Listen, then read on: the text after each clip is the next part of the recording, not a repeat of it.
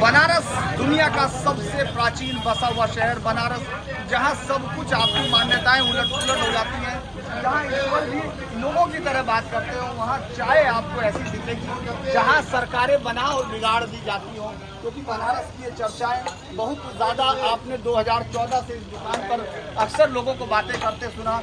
मैं अपनी एक दोस्त से हो रही है, क्या है आज का माहौल बताइए। योगी राज है, योगी राज है, योगी राज बदल नहीं रहा है। इतने साल 5 साल हम लोग बेचैन से रहे, तब पता नहीं चला कि हम लोग 5 साल कैसे बीत गए। अच्छा, ये होता है। लेकिन लोग कह रहे नाराज है लोगों का काम क्या है, जो बेरोजगार फालतू बैठे हुए उनको किसी काम नहीं है, बस यही सब पूरा काम करेंगे। हम लोग कहें दुकान का अगर खोल के वो बैठे अगर दुकानदारी करे तो उसको मालूम होगी कि 5 साल में क्या कैसे बीता या कैसे हुआ। ये देखिए यहाँ से ये चाय का अंदाज भी अलग ही होता है। मैं इसलिए कह रहा हूँ क्योंकि ये विश्व बुद्धि संवर्धन केंद्र था। यहाँ ऊपर लगा हुआ बोर्ड अभी नहीं दिख रहा है, मैंने वो बोर्ड देखा है कि यहाँ विश्व बुद्धि संवर्धन केंद्र था। मैं आपको अंदर ले चलता हूँ उस तरफ जहाँ विश्व बुद्धि संवर्धन केंद्र 2014 से जब हम आए थे। नमस्कार। यहाँ सभी लोग पुराने चेहरे हैं। 2014 से लेकर आज तक मैंने इस चाय की, ये सिर्फ चाय की दुनिया नहीं है, यहाँ पूरी दुनिया की राजनीति डिस्कस होती है और ये किताबों में भी पढ़ी हुई किताब और तमाम लोग थोड़ा सा भाषा और उसकी उष्मा आपको महसूस होती है, लेकिन हम लोग यहाँ कोशिश करेंगे उस उष्मा को। क्या लग रहा है इस समय कुछ आप बदलाव की बात कर रहे थे, आप बहुत आक्रोश की बात कर रहे थे, कुछ आक्रोश दिख रहा है क्या? देखिए, पॉलिटिकल और इकोनॉमिकल पजलनेस दिख रहा है आम पब्लिक, खासकर 40-50% लोग बहुत पजल्ड महसूस कर रहे हैं। वो डिसाइड नहीं कर पा रहे हैं कि हम करें क्या। स्वाभाविक है, मोदी का इकोनॉमिक जिसका भी महंगाई ने थोड़ा सा या कोरोना ने परिस्थिति ऐसी आई जिससे कि थोड़ा सा इतर हो गए हैं लोग। राजनीति में जो इंटरेस्ट था, वोट देने का जो इंटरेस्ट था, उससे भी लोग थोड़ा सा घबराहट में हैं। और ये परिणाम क्या होगा इसका रिपोर्टिंग तो हमारे आला कमान को पहुंच गया होगा। तभी आने का मुख्य कारण भी यही है, क्योंकि एमएलए के लिए एक प्रधानमंत्री जब मूव करता है दिल्ली से तो साधारण बात नहीं होती। प्रधानमंत्री का मूव करना ही अपने आप में एक असाधारण बात। गुरुजी, क्या पिछली बार से 2014 में आपने बात की, 17 में आपने, 19 में भी बात, क्या बदलाव हुआ बता रहे हैं? ईमानदारी से फिलॉसफी के लोग तो हम लोग मान कर चलते हैं कि यह जगत परिवर्तनशील है, परिवर्तन हमेशा होता रहता है। और जिसकी सत्ता है, यदि वह पुनः सत्ता में आते हैं तो यह भी एक परिवर्तन ही माना जाएगा। अच्छा, ये भी परिवर्तन ये फिलॉसफी मानती है, लेकिन एमएलए जो है वो कमजोर पड़ गए इसलिए आना पड़ रहा है, ऐसा कुछ है क्या? नहीं, ऐसा नहीं है। प्रधानमंत्री का क्षेत्र है, प्रधानमंत्री यहाँ के सांसद हैं, इसलिए उनका यह नैतिक दायित्व बनता है कि अपने क्षेत्र में जाएं और जनता को समझाएं, बताएं। इस दृष्टि से वो आ रहे हैं। अच्छा, आपका वो तो मैं बहुत ही बढ़िया थी वो कहावत तो जो नाचने वाले लड़के की थी, लेकिन उसमें अगर थोड़ा सा वो शब्द हटा दे तो क्या कहावत है, क्या है? क्या बहुत बड़े लोग कह रहे हैं कि जो आर्टिस्ट होता है, कलाकार या जो महत्वपूर्ण व्यक्ति होता है, उसे अच्छा करेगा तब भी गाली सुनना है, खराब करेगा तब भी गाली सुनेगा। गाली सुनना उसके भाग्य में है। मोदी अच्छा भी कर रहा है, कुछ लोगों के लिए बुरा कर रहा है, किसी का खेत नहीं काटे। मोदी आए, देखिए इस देश की जनता 2 बार बोली मेरे होश में। एक बार 1977 में बोली थी इमरजेंसी के बाद, तो जो बोली थी उसका परिणाम 272 ही था, ठीक। फिर 2014 में जनता बोली तो वो जो है 280 तक गया अकेली एक पार्टी पर। लेकिन 2017 में जनता नहीं बोली थी, 2019 में जनता नहीं बोली थी, उसका रिजल्ट देख लीजिए। आज भी जनता नहीं बोल रही है, उसका रिजल्ट आपको देखेंगे 300 प्लस अकेले भाजपा, क्योंकि लोग नेतृत्व पर भरोसा कर रहे हैं, व्यक्ति गौण है। और उन्हें मालूम है कि ये विधायक का मतलब नहीं है, ये विधायक का मतलब यही है कि एक मजबूत सरकार देंगे, नेतृत्व सब कुछ है, नेतृत्व हमारा दमदार है, इसलिए लोग मोदी पर भरोसा किए हुए हैं, योगी पर भरोसा किए हुए हैं। ये वाली वजह है, इनसे पूछते हैं।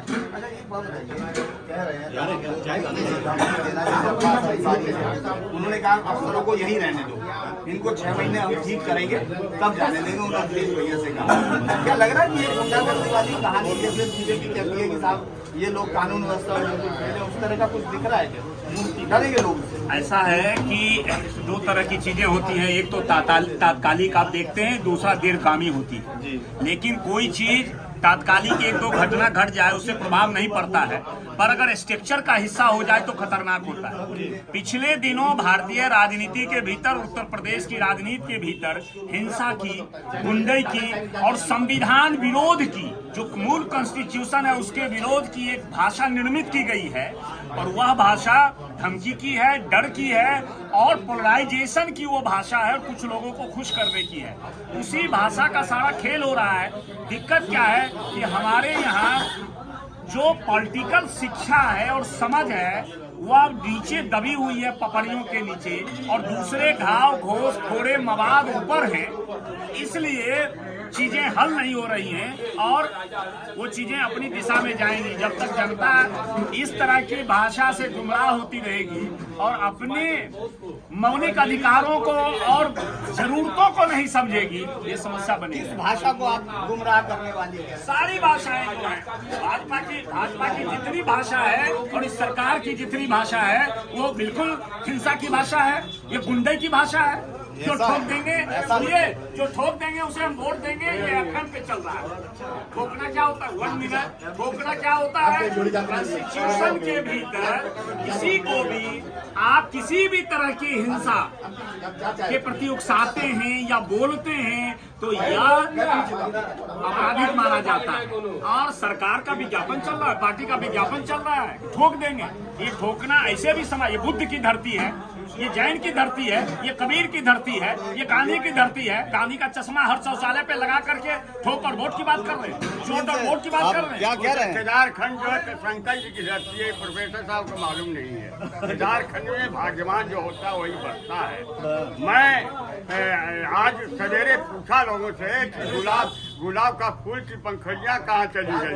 ये हुआ कि ममता बनर्जी के ऊपर हुई है, कई मायावती के, आज पंखुड़ियाँ नहीं रह गई है, आज केवल गुलाब खिलेगा और भविष्य में योगी ही मुख्यमंत्री होगा और उत्तर प्रदेश का मुख्यमंत्री होगा, जो कि 300 के करीब जीतेगा, पुनः आइएगा, वही होगा। ये लेकिन ये भाषा कह रहे हैं ठोक दो, इस तरह की भाषा से बहुत नाराज है। हमारा सरकार है मोदी, जैसे सरकार यहाँ की वोट दिए, गाली भी दोगे तभी योगी ये मोदी जो है। गाली देंगे सर। आप बताइए, सहमत हुए प्रोफेसर साहब की बातों से? जो क्या प्रोफेसर साहब बायस रहते हैं, इनको ठोकना शब्द है वो जो इनका अपना स्वयं का शब्द है, उसका आज ये इतनी तारीफ कर रहे हैं। ठोकने का वो आप सिंबॉलिक किसी चीज को लेके चलिए ना, सिर्फ शब्दों को मत क्या वो पकड़िए। खैनी ठोकने के लिए आप कर भाव रहे हैं? देखिए, अगर इस शहर में माफियाओं का राज बढ़ रहा है तो माफियाओं को आप प्रेम से 20-30 साल से समझा रहे हैं, उनका आखिरी रास्ता वही है। अगर आप उनको उस तरह से नहीं समझाएंगे तो बाकी जनता को देखिए, तो बाकी जनता परेशान होगी। थानेदार बोल दे जेल चला जाए। तो इसलिए अगर यह एक शब्द को यूज किया जा रहा है वो सिंबॉलिक है कि उनको हम सजा देंगे, पनिश करेंगे। पॉलिटिकल क्रिमिनलाइजेशन, मतलब वो सजा है, एक शब्द है। राजनीतिक अपराधीकरण का, राजनीति का अपराधीकरण, ये कांग्रेस के द्वारा स्टार्ट हुआ।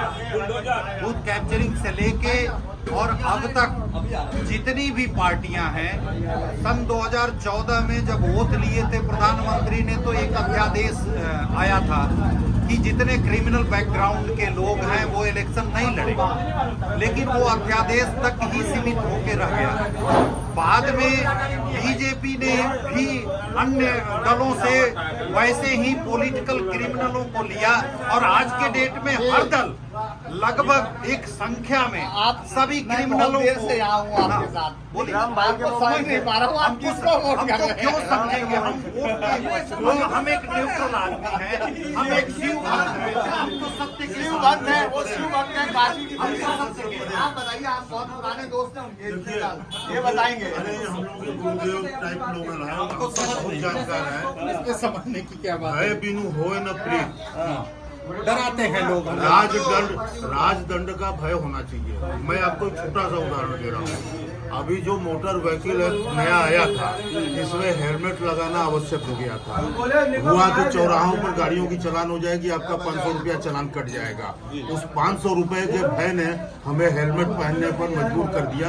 बनारस के लोग कभी हेलमेट नहीं पहनते थे, मेरे जैसा आदमी हेलमेट पहनने लगा। अगर शासन का भय नहीं होगा तो कभी भी शासन मजबूती से नहीं चल सकता। रह गई माफियाओं की बात, कितने सालों की बातें हैं।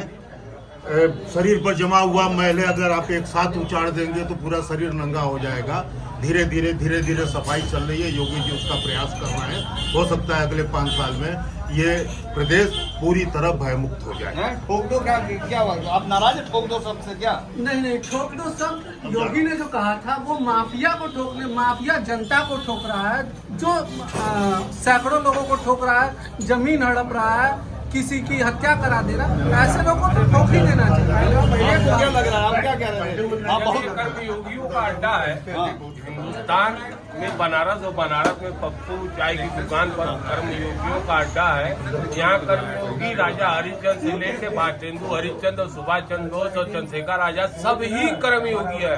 हमारे माननीय श्री गुरु जी है जो कि मालवीय जी के संरक्षण में जीवन यापन कर रहे हैं, और कुछ लोग हैं जो मालवीय जी के शरण में रह के पढ़ाई लिखाई और इनका उनका छिनेत्री और सब कुछ करके आज अपने को विशिष्ट घोषित कर रहे हैं।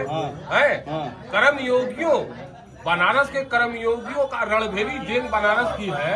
यहाँ के कर्मयोगियों को ये सीधे शमशान पहुँचा रहे हैं, तो इनको ठोकना जायज है। योगी जी का ठोकना एकदम जायज है। हम लोग बाल बधू और बधू बालाओं को ठोकने की बात नहीं कर रहे हैं। हम लोग उस दुष्कर्मी, अन्यायी, अपराधियों, गुंडे, बदमाश और जो अध्यात्म को चल रहा है। इस बार आप चल रहे हैं। एक आप लास्ट के तौर पर आपसे पूछेंगे, मतलब चूंकि मैं आप ही से इसलिए पूछ रहा हूँ क्योंकि आपको समझना सत्य के साथ। देखिए, गुरु जी ने साफ बताया कि परिवर्तन है, सत्ता में आना भी परिवर्तन है, तो आप इस परिवर्तन के साथ हैं कि खिलाफ हैं? देखिए, ये फिलोसफी के लोग झूठ भी सच करते हैं कि नहीं ये है तो है, और सिद्ध भी करते हैं। अच्छा। तो इनकी फिलोसफी अलग है। लेकिन जो रियल अभी सत्यता ये है कि ये ठोक देना, वो कर देना, ये कर देना, हमको सिर्फ हमारा मुख्य काम है किसी भी तरह से जनता मोटिवेट हो जाए। आ कौन रहा है आपकी नजर में? हमारी दृष्टि में कहीं कभी कभी लगता है कि शायद रिपीट करे गवर्नमेंट, कभी कभी ये लग रहा है कि शायद रिपीट न करे। और दोनों परिस्थिति में अगर बीजेपी की गवर्नमेंट बनती है तो लेट गवर्नमेंट ही बने, चाहे वो मायावती के सपोर्ट से बने या सपा की सरकार अगर बनती है तो मे भी कांग्रेस एंड अन्य दलों के साथ लग रहा है आपको, लेकिन फुल प्लेज गवर्नमेंट किसी की नहीं बनी। इन्होंने कहा कि फिलॉसफी, तो फिलॉसफी का काम जो है वह वास्तविकता की खोज करना है, सत्य की खोज करना है, रियलिटी की खोज करना है। नहीं हम लोग रियलिटी क्या है? नहीं, फिलॉसफी का काम है झूठ को सत्य बता देना, सिद्ध कर देना, झूठ को सच बता, सिद्ध कर देना, सच बताना, झूठ को सत्य सिद्ध कर देना। 50 साल में विकास खोज करना, सत्य की खोज करना। इस सत्य पर दर्शन पहुंचा है कि काशी में विकास हुआ है। अच्छा। काशी में भौतिक विकास हुआ है, भौतिक विकास के साथ साथ आध्यात्मिक विकास हुआ है। दोनों का नहीं, वो दर्शन विकृत है। जो दर्शन है वही दर्शन। आप विकास हुआ कि नहीं ये बता दीजिए, बस आखिर में आपसे। काशी में कोई कॉरिडोर काशी में यही विकास हुआ है कि 2.5 फुटी पैदल गली, 5 फुटी है कार, और दिल्ली तेरी नीतियां काशी में बेकार है, बेकार है। इसलिए कि पहले 2.5 फुट की, मैं आपसे सवाल पूछता हूँ कि 2.5 फुट की पहले गली बनी थी या 5 फुट की कार बनी थी? पहले गली बनी थी ना, पहले परंपरा आई थी, काशी बनी थी, और जबरदस्ती जब उसमें 5 फुट का कार घुसाएंगे तो गली टूट जाएगी। 2.5 फुट की कार नहीं होती है, तो गली टूटेगी या कार टूटेगी, इसलिए गली टूट गई और कार पहुंच गई, गली टूट गई, कार पहुंच गई। हो गया, टूट गया, सब खत्म। विकास के नाम पर तो टूटा ही है सारा।